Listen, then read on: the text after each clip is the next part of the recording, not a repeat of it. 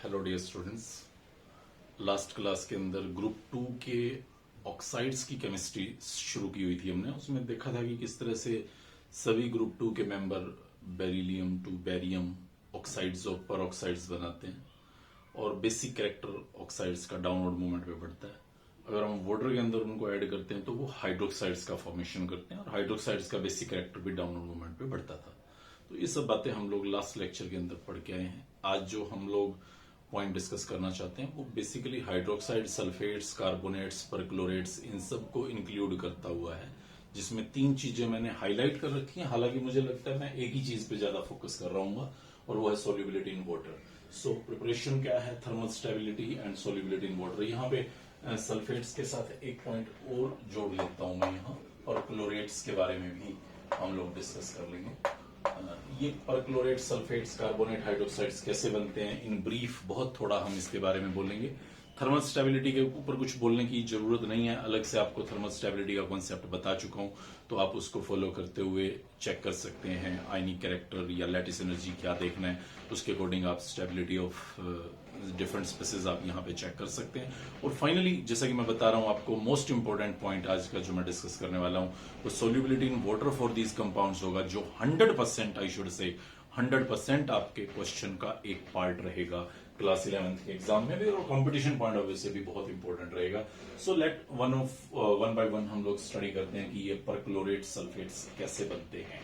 तो देखिए, पहले बात तो कोई भी मेटल लीजिए आप इस ग्रुप की, आप उसे परक्लोरिक एसिड के साथ ट्रीट करें।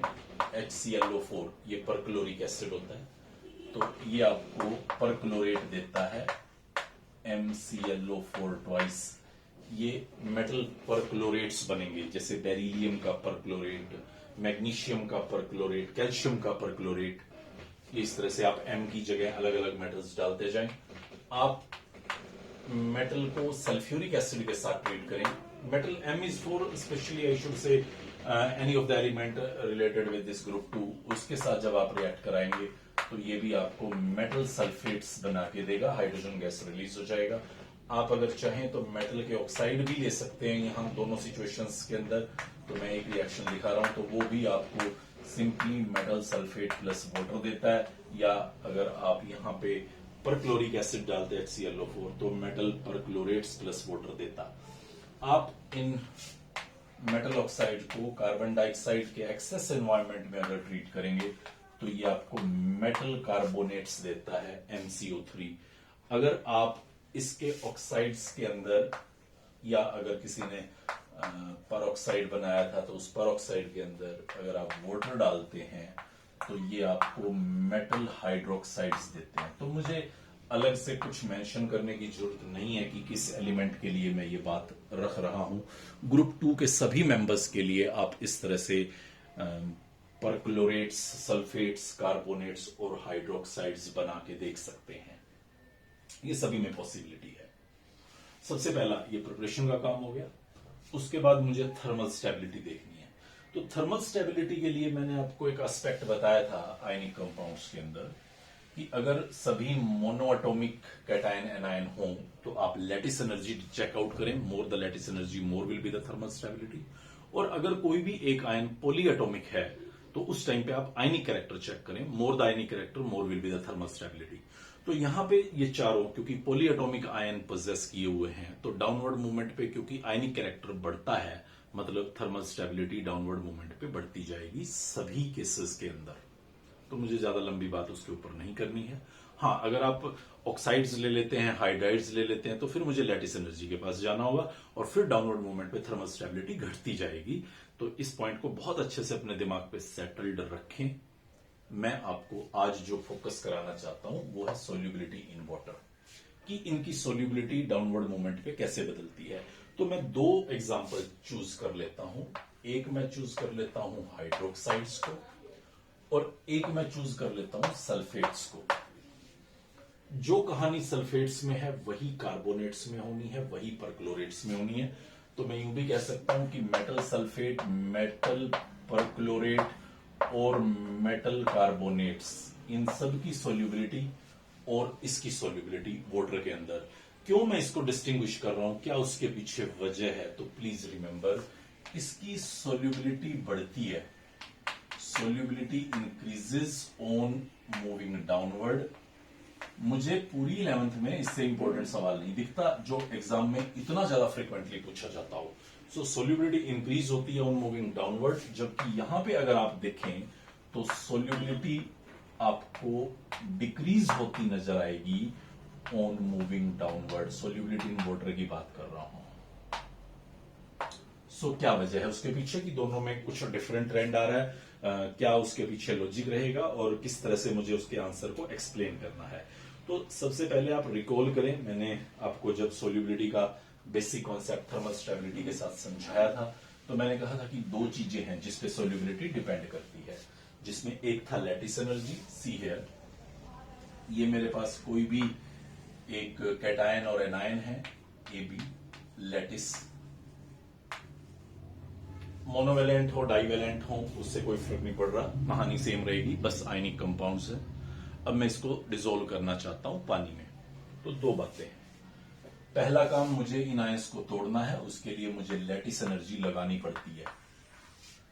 जितनी हायर लैटिस एनर्जी होगी उतना सोल्यूबिलिटी कम होगा, क्योंकि मुझे एनर्जी लगानी पड़ रही है तो ये तो कोई फेवरिंग काम है नहीं, तो मतलब सोल्यूबिलिटी का एक्सटेंट काफी कम होने के चांस है, क्योंकि लैटिस एनर्जी ज्यादा है। अगर ज्यादा है तो सोल्यूबिलिटी कम होगी, अगर कम है तो सोल्यूबिलिटी ज्यादा होगी। ये एक फैक्टर है जो डिसाइड करेगा। मतलब मैं चाहता हूं कि लैटिस एनर्जी कम से कम लगे। फिर चलो हमने लैटिस एनर्जी लगा दी, फिर कैटायन और एनायन अलग अलग हो गए। अब वाटर पार्टिकल्स को ये कैटायन अपनी तरफ खींचेगा और वाटर पार्टिकल्स को ये एनायन भी अपनी तरफ खींचेगा। मतलब कुछ एनर्जी को रिलीज करेगा और वो एनर्जी है हाइड्रेशन एनर्जी। निकलना तो अच्छी बात है, एनर्जी जितनी निकलेगी उतनी स्टेबिलिटी होगी, मतलब सोल्यूबिलिटी को फेवर करेगी मोर हाइड्रेशन एनर्जी। जितनी ज्यादा हाइड्रेशन एनर्जी निकले उतना सोल्यूबिलिटी के चांसेस ज्यादा, जितनी कम लैटिस एनर्जी लगानी पड़े उतना सोल्यूबिलिटी के चांसेस ज्यादा। सही है। अब हाइड्रोक्साइड्स है मेरे पास सारे, बेरिलियम हाइड्रोक्साइड है, मैग्नीशियम हाइड्रोक्साइड है, कैल्शियम हाइड्रोक्साइड है, और एक लास्ट वाला लिख देता हूं बेरियम हाइड्रोक्साइड। स्ट्रांशियम भी बीच में डाल देना, बट चार पे मैं अपनी बात को समझा देता हूं। क्या होगा जब मैं डाउनवर्ड मूवमेंट करूं? मतलब लैटिस एनर्जी क्या वो बढ़ेगी या घटेगी? हाइड्रेशन एनर्जी क्या वो बढ़ेगी या घटेगी? पहले तो ये सोचिए मैं क्या चाहता हूं। मैं चाहता हूं लैटिस एनर्जी घटे और हाइड्रेशन एनर्जी बढ़े, ताकि सोल्यूबिलिटी ज्यादा से ज्यादा हो, अगर मुझे डिसॉल्व करना है तो। अब हो क्या रहा है, लैटिस एनर्जी डाउनवर्ड मूवमेंट पे घटती ही है। प्लीज सी, सभी एनायन एक जैसे हैं, तो एनायन का तो कोई रोल ही नहीं रहा। ये आपका बेरिलियम का कैटायन है जिसे OH नेगेटिव को अपनी तरफ अट्रैक्ट करना है, दो OH है तो दो को अपनी तरफ अट्रैक्ट करना है। ये मैग्नीशियम का कैटायन है जिसे वो दो OH नेगेटिव अपनी तरफ अट्रैक्ट करने हैं, और ये बेरियम का एनायन है जिसे वो दो OH नेगेटिव अपनी तरफ अट्रैक्ट करने हैं।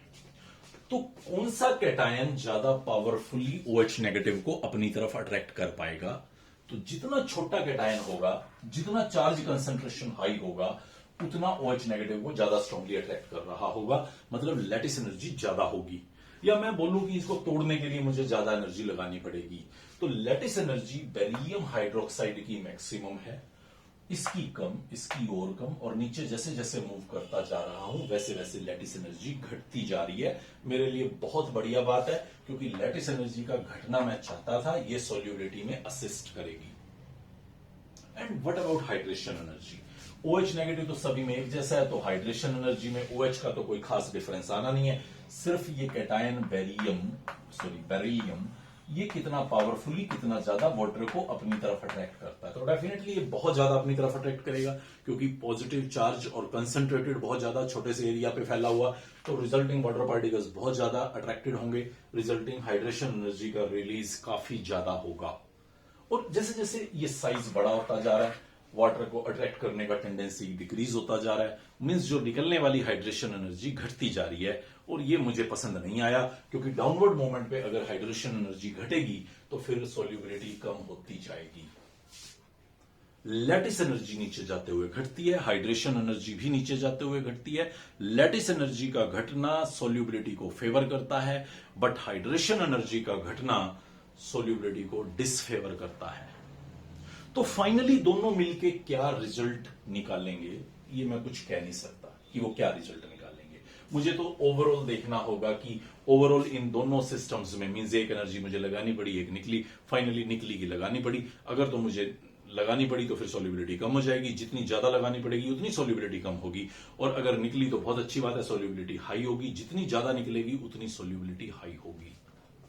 तो मैं हाइड्रोक्साइड्स के अंदर जब लैटिस एनर्जी और हाइड्रेशन एनर्जी का डेटा चेक करता हूं, अब डेटा मैं आपको हाइपोथेटिकल दिखाऊंगा और आप रियल डाटा जाके देखेंगे तो बिल्कुल वेरीफाइड होगा। मैं सर्च करके वो टाइम वेस्ट नहीं करना चाहता कि डेटा यहां हम एग्जैक्टली पुट करें। हम सिर्फ ये देखना चाहते हैं कि हां जो बोल रहे हैं बात वो कितनी दमदार है।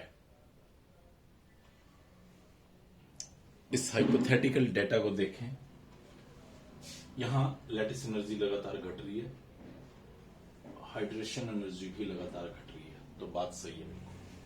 ये लगाने वाली एनर्जी, ये निकलने वाली energy, delta H lattice minus delta H hydration, वो डेल्टा एच सॉल्यूशन होता है। ये बात भी ऑलरेडी मैं बता के आ चुका हूं आप लोगों को। डेल्टा एच सॉल्यूशन में यहां पे देखूं तो वो आएगा -300। ये लगानी पड़ी थी, ये निकली है, तो नेट ओवरऑल एनर्जी निकली है, तो डेल्टा एच सॉल्यूशन -300 होगा। यहां पे जब मैं ये काम करके देखता हूं तो -350, मतलब बहुत ज्यादा एनर्जी निकली है।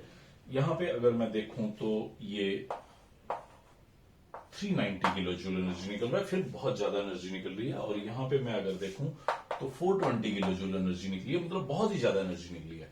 मतलब मुझे साफ समझ में आ रहा है कि नीचे जाते हुए delta H solution more and more negative होता जा रहा है, एनर्जी जो निकलने वाली है वो बहुत ज्यादा होती जा रही है। रिजल्टिंग में कह सकता हूं कि इसकी सोल्यूबिलिटी वाटर में सबसे ज्यादा होगी और इसकी सोल्यूबिलिटी वाटर में सबसे कम होगी। Why? Because lattice energy decreases very sharply. Hydration energy remains practically constant. ये कुछ ऐसा वर्ड लिखा दिखाई देगा, remains practically constant. Constant कैसे रह सकती है? Constant नहीं रह रही, बट जो बदलाव हो रहा है वो constant जैसा ही है। आप देखिए यहां पे 100 का बदलाव, यहां पे 80 का बदलाव, यहां पे 50 का बदलाव, जबकि यहां पे सिर्फ 50 का और उसके बाद 40 का और उसके बाद 20 का। मींस जो बदलाव हो रहा है हाइड्रेशन एनर्जी में वो कुछ खास नहीं है। रियल डेटा पे जाके देखते हैं जब हम, तो मैं कह सकता हूं कि हाँ हाइड्रेशन एनर्जी प्रैक्टिकली कांस्टेंट रही। इसको आप ये कतई मत समझ लेना कि जी बदलती नहीं है, बदलती है, बट उसमें डिफरेंस काफी कम आता है। हाँ लैटिस एनर्जी कंटिन्यूअसली अच्छी खासी घट रही थी, जो मैं चाहता था, और ये मैं घटाना नहीं चाहता था, तो ये कुछ खास घट भी नहीं रही। रिजल्टिंग ओवरऑल मैं देख पा रहा हूं कि जो डेल्टा एच सॉल्यूशन है वो मोर एंड मोर नेगेटिव होता जा रहा है, यानी कि सोल्यूबिलिटी लगातार बढ़ती जा रही है। बट अगर मैं यहां पे हाइड्रोक्साइड्स की बजाय सल्फेट्स, कार्बोनेट्स या परक्लोरेट्स को चूज करूं, लाइक मैं बेरिलियम सल्फेट ले लूं, मैग्नीशियम सल्फेट ले लूं, कैल्शियम सल्फेट ले लूं और बेरियम सल्फेट ले लूं, और एक बार फिर दोबारा से उसके डेटा को एनालाइज करूं, तो देखता हूं कि क्या हो रहा है। सी डेटा फिर दोबारा से हाइपोथेटिकल दिखा रहा हूं। 400 किलो जूल लगाना पड़ा, 600 निकला, 200 निकला है, एनर्जी अभी भी फेवरिंग है। 350 लगाना पड़ा, फिर 500 निकला, अभी भी फेवरेबल है, मतलब बट एनर्जी कम निकली है। यहाँ 200 निकली थी, यहाँ 150 निकली है, तो सोल्यूबिलिटी थोड़ी कम हो जाएगी।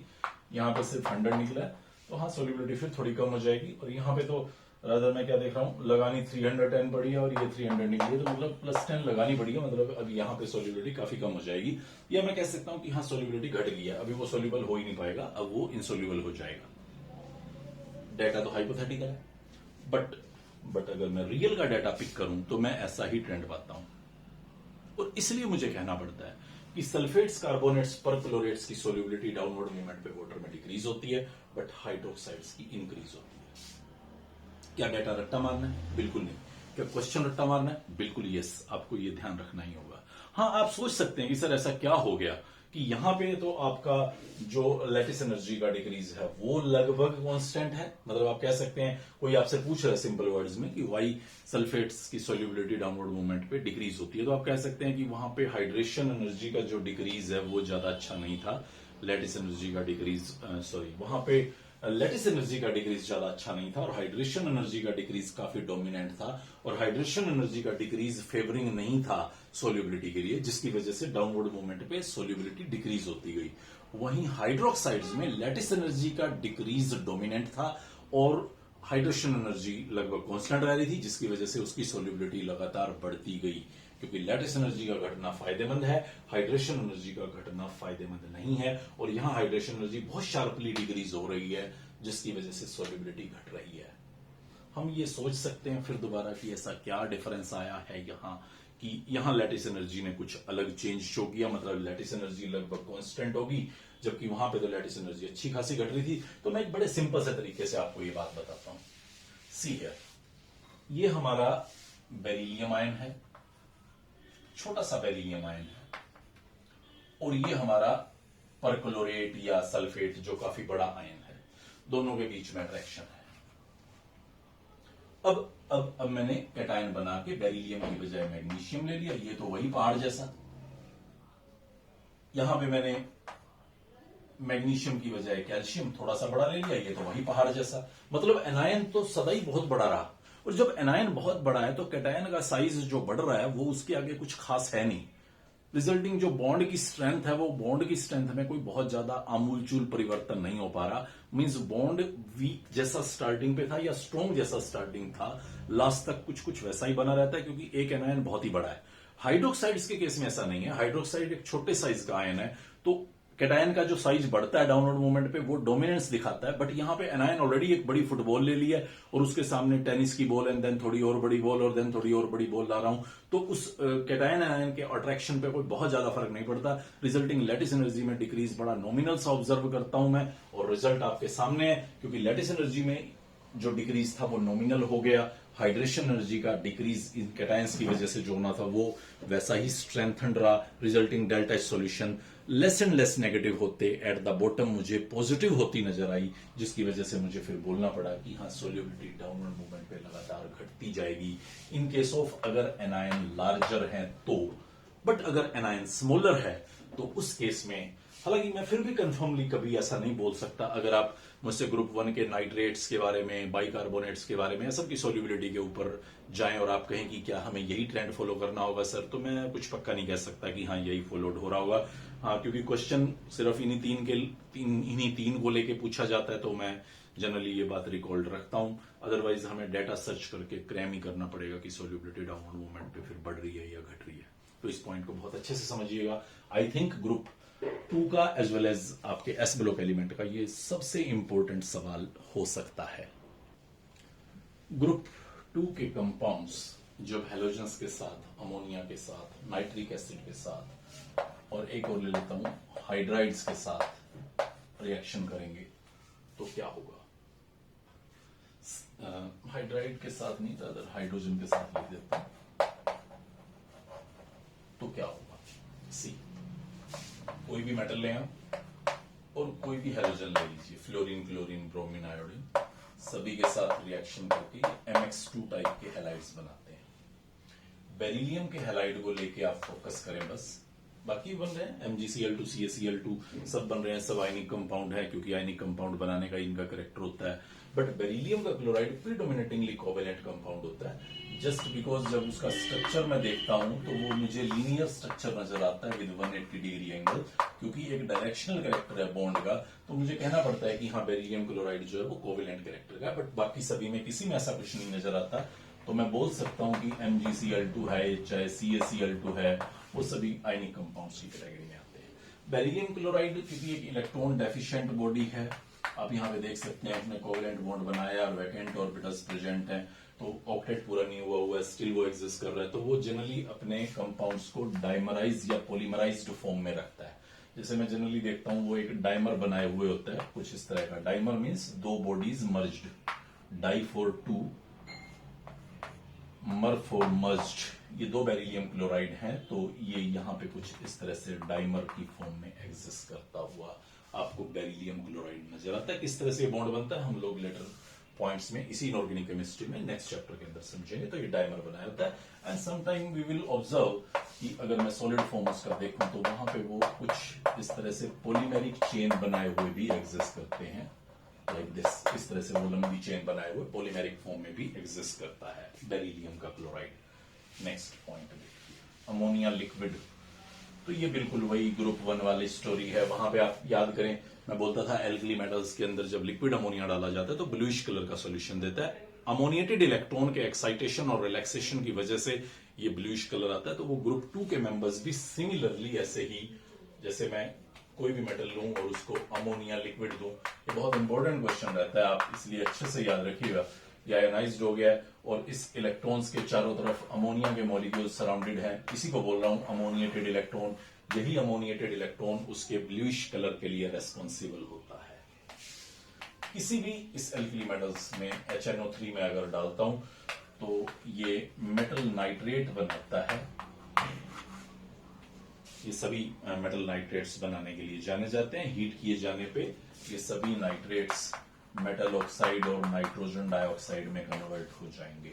तो ये सिंपल सी रिएक्शन आप नाइट्रिक एसिड के साथ भी इसकी रिकॉल कर सकते हैं। हाइड्रोजन के साथ अगर आप इन मेटल्स को हीट करें, इन एलिमेंट्स को हीट करें, तो ये सभी हाइड्रोजन के साथ हाई टेम्परेचर पर रिएक्शन करके हाइड्राइड बनाते हैं MH2। और इन हाइड्राइड्स में स्पेशली बेरिलियम का हाइड्राइड अगर मैं देखूं तो वो तो थोड़ा अजीब हो जाएगा, वो कोवेलेंट कैरेक्टर का होता है, आयनिक कैरेक्टर का नहीं होता। बट बाकी सभी हाइड्राइड्स अगर मैं देखूं, लाइक कैल्शियम हाइड्राइड है या मैग्नीशियम हाइड्राइड है, तो वो प्रिडोमिनेटिंग आयनिक कैरेक्टर की फॉर्म में एग्जिस्ट करते हैं, लाइक दिस। इस तरह से वो हाइड्राइड बनाए हुए एग्जिस्ट कर रहे होंगे। अगर आप वाटर डालते हैं उसके अंदर तो ये हाइड्राइड के H नेगेटिव वाटर के H प्लस के साथ रिएक्शन करेंगे, मींस हाइड्रोजन गैस रिलीज करेंगे और हाइड्रोक्साइड्स का फॉर्मेशन करते हैं। तो इस तरह से आप देख सकते हैं ये सभी हाइड्राइड्स रिएक्टिव हैं। बेरिलियम के हाइड्राइड को छोड़ के वो काफी कोवेलेंट होने की वजह से रिएक्शंस नहीं दिखाता, बट बाकी सभी H नेगेटिव वाटर के H प्लस के साथ या और भी किसी प्रोटॉन डोनर रीजेंट के साथ, प्रोटॉन डोनर सॉल्वेंट के साथ रिएक्शन करके इस तरह से हाइड्रोजन गैस को रिलीज कर सकते हैं। थर्मल स्टेबिलिटी की बात करें तो अभी क्योंकि ये मोनोटोमिक केटायन एनायन है, तो फिर आप समझ जाएं कि आप thermal stability on the basis of lattice energy explain करेंगे। जितनी ज्यादा लैटिस एनर्जी होगी उतनी ज्यादा स्टेबिलिटी होगी। तो ये कुछ छोटी छोटी बातें थी जो हमें यहाँ पे ग्रुप 2 की केमिकल प्रॉपर्टीज के लिए समझनी थी। नेक्स्ट लेक्चर के अंदर हम लोग फिर दोबारा से वैसा ही कुछ ट्रेंड फॉलो करते हुए abnormal behaviour of the first member beryllium and then diagonal relationship of beryllium with aluminium, ये 2 पॉइंट्स डिस्कस करेंगे। और कुछ और जनरल केमिस्ट्री लाइक इसके कंपाउंड्स जो इस पर्टिकुलर फैमिली के इस एलिमेंट्स के कंपाउंड्स जो हमारे सिलेबस का पार्ट हैं, उन सब के बारे में डिस्कशन करते हुए मोस्ट प्रोबेबली नेक्स्ट लेक्चर के अंदर हम इस ब्लॉक को फिनिश करेंगे। Good bye.